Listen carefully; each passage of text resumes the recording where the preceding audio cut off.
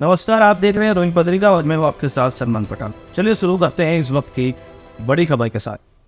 वक्फ संपत्ति की सुरक्षा और केंद्र सरकार द्वारा पारित वक्फ संशोधन कानून के विरोध में सवाई माधोपुर के बजरिया क्षेत्र स्थित अंबेडकर सर्किल पर गुरुवार को मुस्लिम समाज द्वारा विशाल धरना प्रदर्शन किया गया। यह आंदोलन all India Muslim personal law board के आह्वान पर तहफुज़ औकाफ ज्वाइंट एक्शन कमेटी के नेतृत्व में आयोजित हुआ।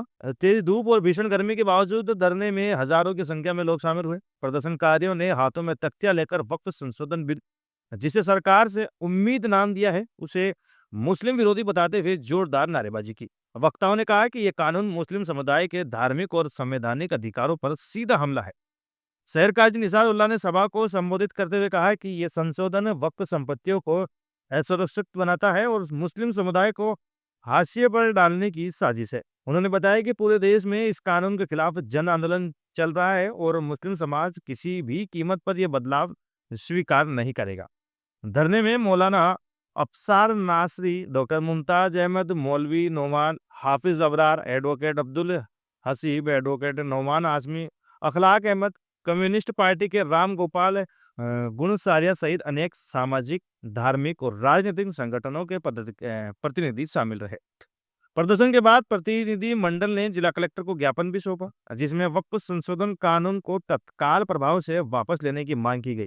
ज्ञापन में यह उल्लेख किया गया है कि यह कानून संविधान की मूल भावना और अल्पसंख्यकों के अधिकार के विपरीत है। धरने का उद्देश्य सरकार तक यह स्पष्ट संदेश पहुंचाना था कि मुस्लिम समाज अपनी धार्मिक संपत्ति के संरक्षण को लेकर पूरी तरह सतर्क और एकजुट है। वक्फ संशोधन कानून वापस लो, वक्फ संशोधन कानून वापस लो, अरे काला कानून वापस लो, अरे काला कानून वापस लो, अरे काला कानून वापस लो। मैं आप लोगों को बता देना चाहता हूं, ये कानून सिर्फ इतना नहीं है कि आपको और हमको तशद्दुद देना हो, ये आपकी और हमारी पहचान को खत्म कर देना है। ये नहीं चाहते हैं कि आप और हम यहाँ से चले जाएं, ये चाहते हैं कि हम यहाँ तो रहें लेकिन हमारी पहचान के बगैर रहें। को पूरी तरह से मरोड़ करके बदल करके वक्फ 2025 को लेकर के आया है, जिसमें इनका मकसद सिर्फ और सिर्फ देश की 3 सबसे बड़ी प्रॉपर्टीज हैं हमारे पास।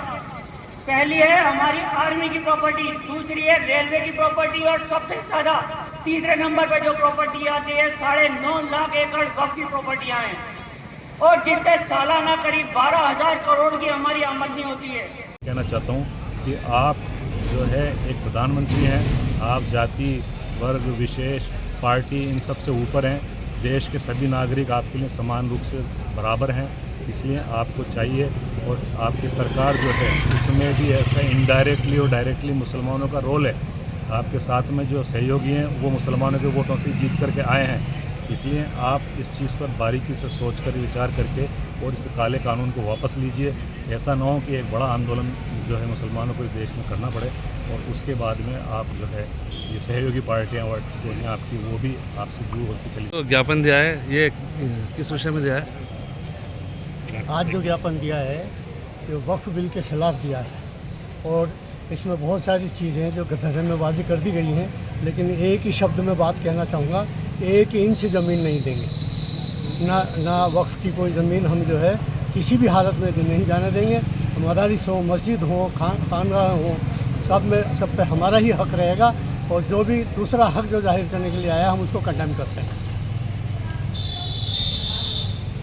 जो केंद्र सरकार ने वक्फ अधिनियम 2025 जो बनाया है उसमें कई बिंदुओं के ऊपर जो है मुसलमानों का विरोध है और आज उसी चीज़ के लिए विरोध का प्रदर्शन किया है।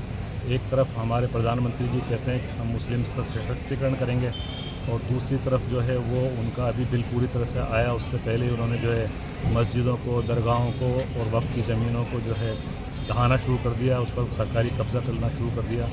तो इस चीज़ के लिए हम ये कहते हैं कि भाई करिए, मुसलमानों का सशक्तिकरण करिए, यू आर मोस्ट वेलकम, लेकिन ऐसा मत कीजिए कि मुंह में राम और बगल में छुरी, सामने से कुछ बोल रहे हैं कर कुछ रहे हैं। फिलहाल इस खबर में इतना ही। देश और दुनिया की तमाम बड़ी खबरों से अपडेट रहने के लिए देखते रहिए रोहित पत्रिका। धन्यवाद।